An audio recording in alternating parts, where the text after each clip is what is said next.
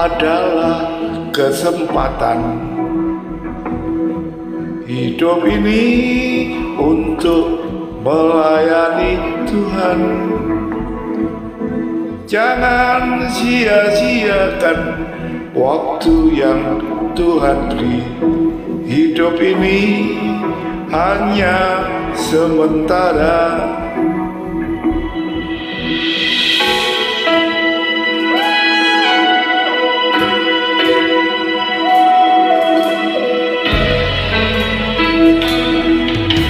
Sekuntum bunga di pagi hari,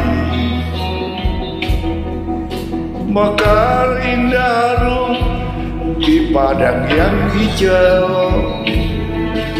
Demikian Tuhan mendandani gugur bunga bila panas terik.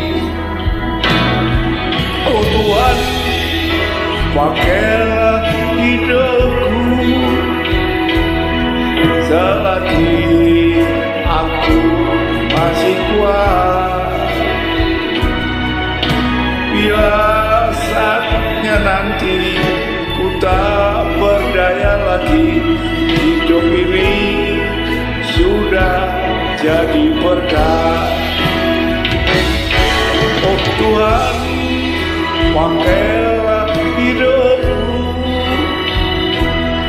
selagi aku masih kuat.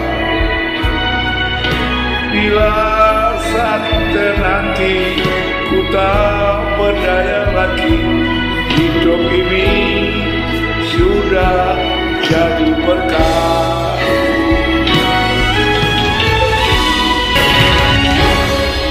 Oh Tuhan, pakailah hidupku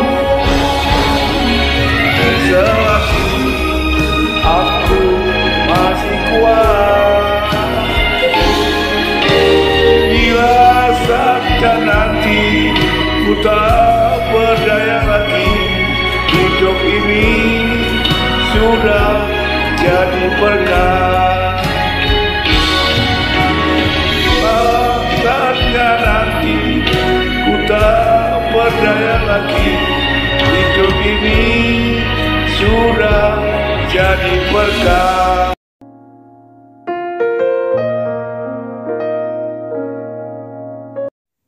Shalom, selamat pagi saudara-saudara kasih dalam Tuhan. Pagi hari ini saya akan menyampaikan firman Tuhan dengan tema penyertaan Tuhan. Sebagai umat Tuhan yang membuat diri kita bahagia, bukannya kekayaan, kita bertiter, berpangkat, tetapi jika diri kita disertai oleh Tuhan. Waktu diri kita disertai oleh Tuhan, itulah salah satu kebahagiaan di dalam hidup kita. Sehingga segala suatu hal yang kita hadapi tidak ada yang sukar. Segala menjadi sangat mudah karena kuasanya, penyertaannya ada di diri kita di sepanjang hidup kita. Firman Tuhan mengatakan di Yeremia 30 ayat 11. Sebab aku menyertai engkau, demikian firman Tuhan. Untuk menyelamatkan engkau, segala bangsa di antara engkau kuserahkan, akan kuhabiskan. Tetapi engkau tidak akan kuhabiskan. Karena aku akan menghajar engkau menurut hukum. Tetapi aku sama sekali tidak memandang engkau tidak bersalah. Sebab aku menyertai engkau. Tuhan Yesus mengatakan, Bapa di sorga mengatakan bahwa Ia akan menyertai hidup kita. Jika penyertaan Tuhan ada di kehidupan kita, semuanya menjadi mudah. Apa yang mustahil bagi manusia tidak mustahil bagi Tuhan. Karena Tuhan menyertai kita, apapun yang kita kerjain, yang kita kerjakan tidak ada yang mustahil karena Tuhan menyertai hidup kita. Apakah kunci dari penyertaan Tuhan? Ya, kita harus hidup berkenan di hadapan Tuhan. Sebab Ia akan menyertai saat kita hidup kudus, berkenan di hadapannya. Karena Tuhan kita itu kudus, sehingga kita pun harus hidup kudus, bahkan juga perlu meminta penyertaan Roh Kudus agar kita dibimbing ke arah yang benar, menuju ke keberhasilan. Tanpa penyertaan Roh Kudus, tanpa penyertaan Tuhan, apa yang kita lakukan pasti tidak berhasil. Tetapi kalau Tuhan yang membimbing kita ke arah yang benar, menuju ke semua keberhasilan demi keberhasilan, diangkat Tuhan naik lebih naik, tidak akan turun jadi kepala bukan ekor. Marilah kita senantiasa mendekat diri kepada Tuhan, karena saat kita memiliki hubungan yang karib dengan Tuhan, hidup kita akan disertai oleh Tuhan. Karena itu kita paling penting, hidup kita adalah hubungan karib dengan Tuhan.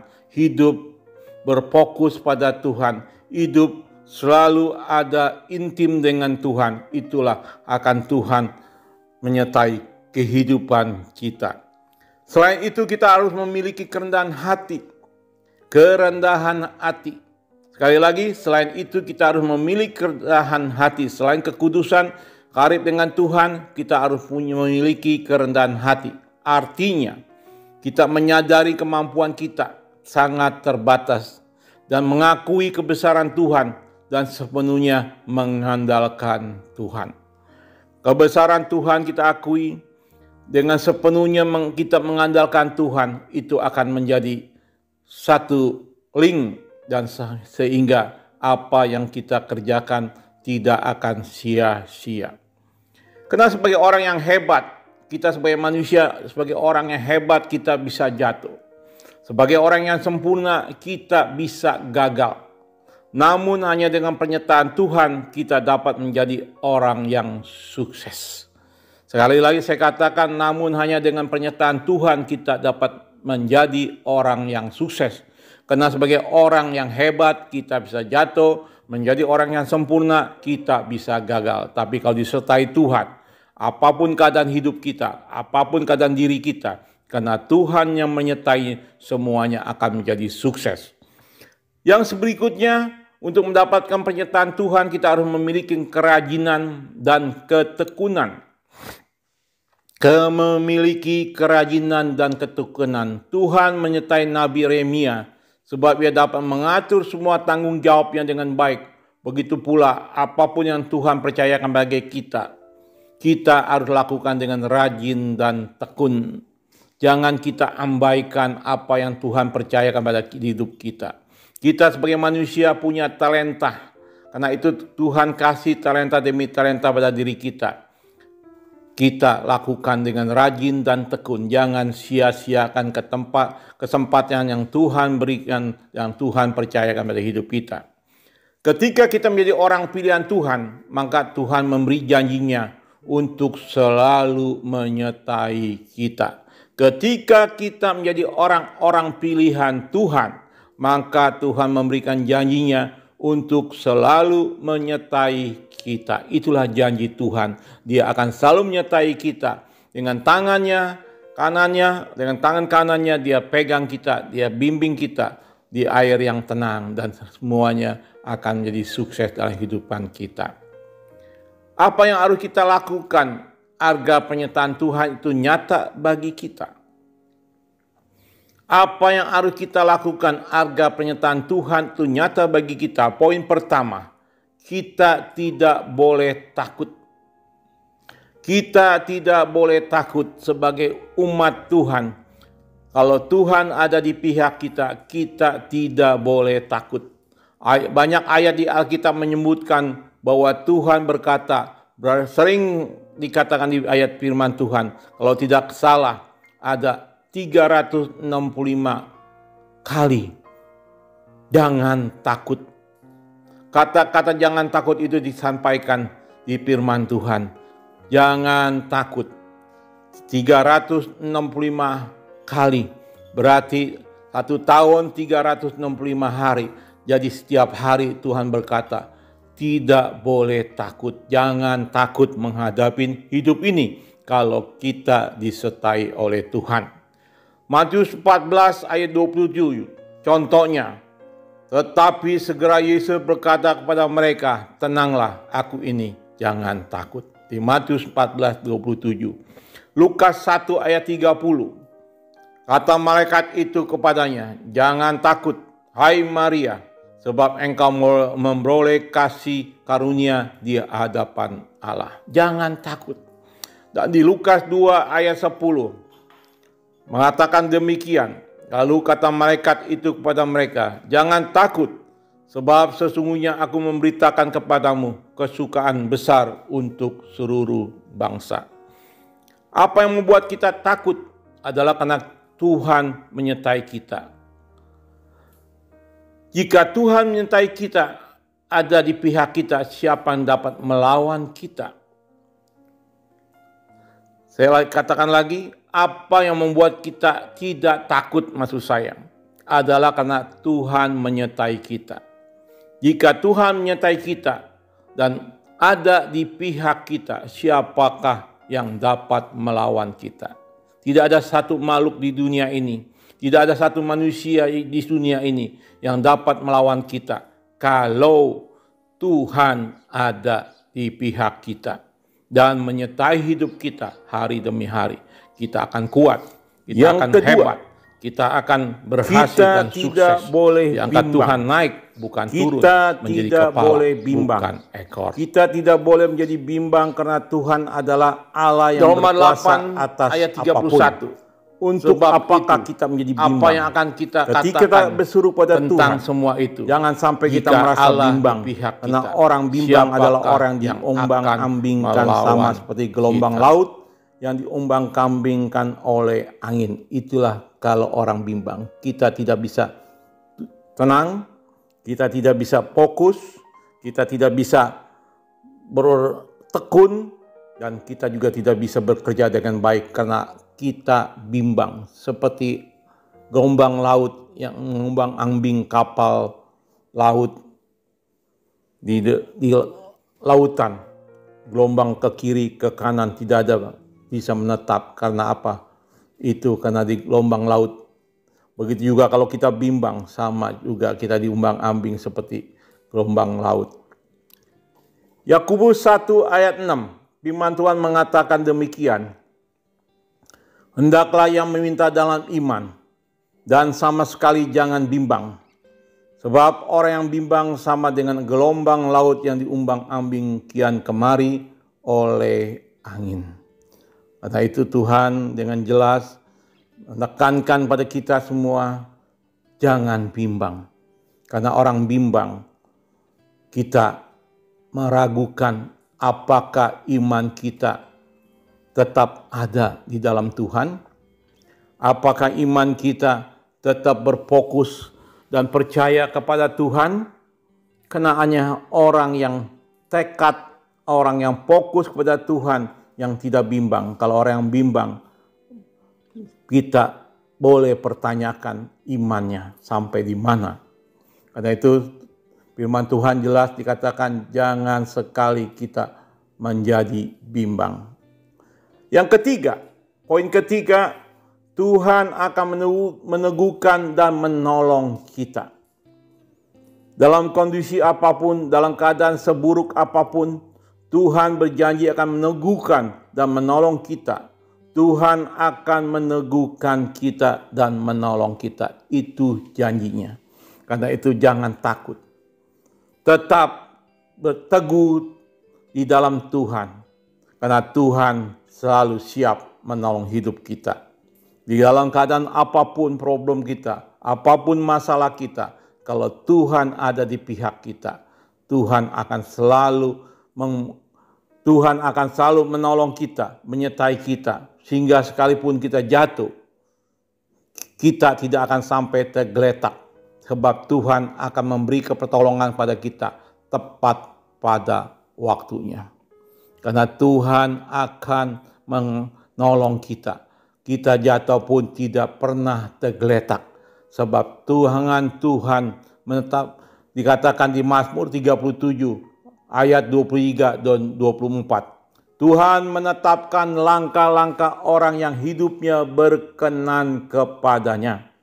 Apabila ia jatuh tidak sampai tergeletak, sebab Tuhan menompang tangannya. Artinya, bahwa tiap langkah kita orang percaya yang hidup berkenan kepadanya, Tuhan selalu menetapkan langkah-langkahnya. sehingga kita tidak menyasar, kita berjalan sesuai kehendak Tuhan. Karena Tuhan yang menetapkan langkah-langkah orang yang hidupnya berkenan padanya. Yang penting hidup kita harus berkenan kepadanya. Karena ada suara dari langit mengatakan, inilah anakku yang kukasihi, kepadanya aku berkenan. Makanya hidup kita harus berkenan. Artinya bahwa berkenan itu artinya hidup kita sesuai kehendak Tuhan. Hidup benar, hidup kudus, hidup menjauhkan dari kejahatan, hidup yang selalu menyenangkan hati Tuhan. Itulah hidup orang yang hidupnya berkenan kepadanya. Dan dikatakan apabila ia jatuh tidak sampai tergeletak, sebab Tuhan menopang tangannya. Tuhan selalu siap menolong kita. Tuhan selalu siap untuk menopang tangannya, sehingga waktu kita jatuh, tapi Tuhan tompang tangannya, sehingga kita tidak sampai jatuh tergeletak, sampai hancur-hancuran, sampai semuanya sangat menyedihkan. Tetapi kalau Tuhan menopang tangannya di dalam masalah hidup kita, ada jalan keluar, ada selalu semuanya berjalan dengan baik, karena Tuhan selalu menopang tangannya. Jangan takut. Selama kita punya Tuhan, selama hidup kita berkenan pada Tuhan, Tuhan tidak pernah meninggalkan hidup kita. Dia akan selalu menopang tangannya kepada orang-orang yang mengasihinya, orang-orang yang hidup berkenan kepadanya. Yang keempat, Tuhan akan memegang kita dan bawa kemenangan. Tuhan akan memegang kita dan membawa kemenangan. Sesulit apapun kehidupan kita, pada akhirnya Tuhan telah menjanjikan kemenangan kepada kita. Kemenangan yang terutama adalah kemenangan atas dosa dan kemenangan atas kematian yang kekal. Itulah janji Tuhan. Tuhan menjanjikan kepada kita bahwa kemenangan yang terutama adalah kemenangan atas dosa-dosa dunia ini. Dan juga kemenangan atas kematian yang kekal. Kita tidak mati masuk neraka. Kita menang karena Tuhan telah menebus dosa kita. Tuhan telah menang di kayu salib. Dan mati, dia bangkit. Itulah sehingga kita umat yang percaya kepadanya tidak akan mati binasa, tetapi mendapat hidup yang kekal. Mendapat hidup yang kekal, yaitu di surga. Barang siapa yang telah percaya pada Tuhan dan telah menang atas dosa dan menang atas maut. Jadi kembali lagi, barang siapa yang telah percaya kepada Tuhan telah menang atas dosa dan menang atas maut. Kita adalah pemenang. Kita telah menang atas dosa dan kita menang juga atas maut. Karena itu berbahagialah orang-orang yang takut akan Tuhan. Karena itu kita harus rajin-rajin membaca Alkitab, sehingga diri kita hidup selalu sesuai dengan kehendaknya. Kita harus rajin membaca Alkitab agar hidup kita selalu sesuai dengan kehendaknya. Apa dampaknya? Apa dampaknya jika kita tidak suka baca Alkitab?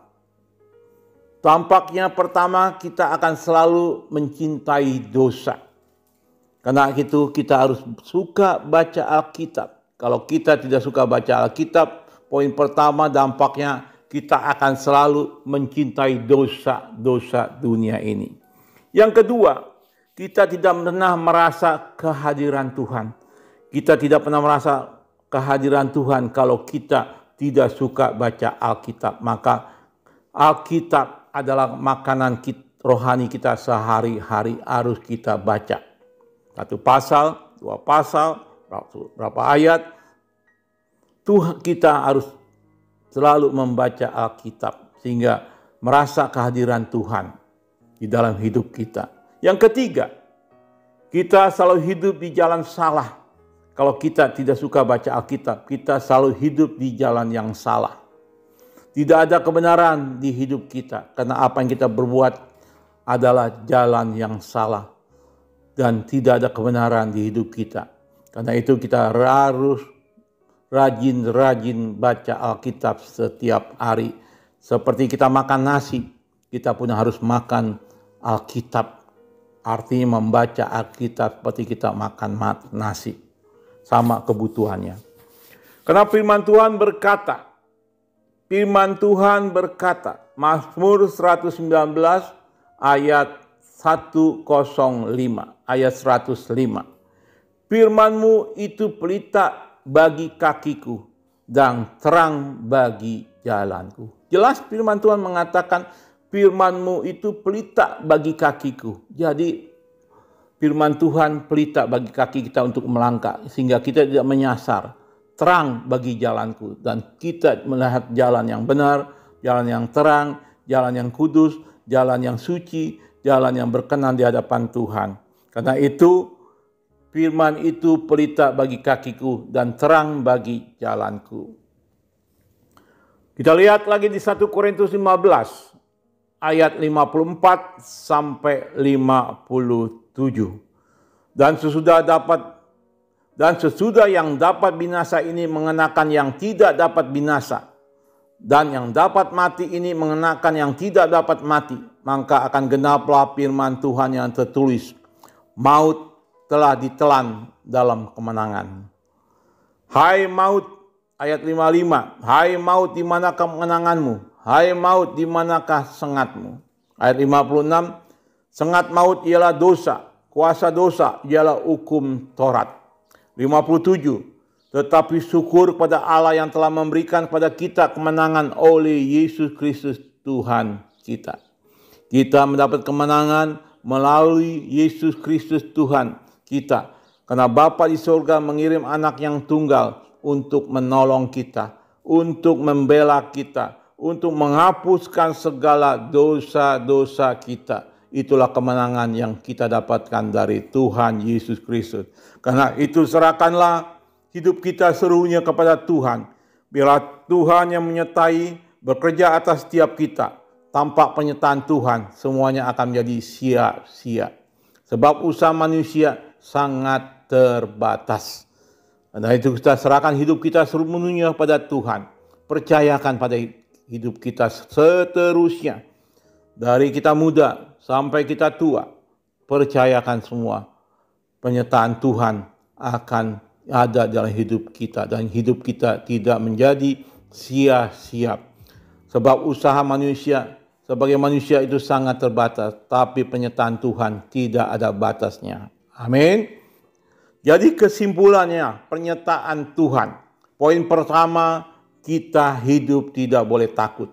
Kita tidak boleh takut jika Allah ada dalam kehidupan kita. Tidak ada makhluk apapun yang dapat mengalahkan kita dan dapat mengganggu dan melawan diri kita. Poin kedua, kita tidak boleh bimbang. Pertama, tidak boleh takut. Kedua, tidak boleh bimbang. Kita tidak boleh bimbang. Kita harus sepenuh hati dan sepenuh iman percaya bahwa Tuhan selalu menyertai diri kita di sepanjang hidup kita. Yang ketiga, Tuhan akan meneguhkan dan menolong kita. Kekuatan yang ada di diri kita adalah Tuhan yang Maha Kuasa. Karena itu jangan takut, jangan khawatir. Tuhan pasti meneguhkan, menolong diri kita senantiasa. Yang keempat, yang terakhir, Tuhan akan memegang kita dan membawa kita dalam kemenangan. Kekuatan yang super power yang ada di diri kita di saat Tuhan memegang kita dengan tangan kanannya yang membawa diri kita dalam kemenangan demi kemenangan. Yang firman Tuhan jadi berkat Bapak, Ibu, Saudara-saudari. Mari kita berdoa untuk firman Tuhan. Terima kasih Tuhan untuk firman-Mu yang mengajar kami, mendidik kami, memberi kami pengertian bahwa hidup kami ini sangat bahagia, sangat pasti hidup dalam kemenangan demi kemenangan kalau Engkau menyertai hidup kami Tuhan. Terima kasih Tuhan. Kami percaya, kami serahkan hidup kami, keluarga kami, dan juga anak-anak-Mu Tuhan yang ada di gereja ini. Engkau berkatin kebutuhan mereka, Engkau berkatin juga persoalan mereka, Engkau buka jalan dan Engkau tolong. Engkau angkat mereka naik bukan turun, jadi kepala bukan ekor. Engkau sertai senantiasa di dalam kehidupannya, di dalam keluarganya. Biar melalui hidup mereka, nama-Mu dipuji, dimuliakan. Di dalam nama Yesus kami mengucap syukur dan terima kasih dan berdoa. Haleluya, haleluya.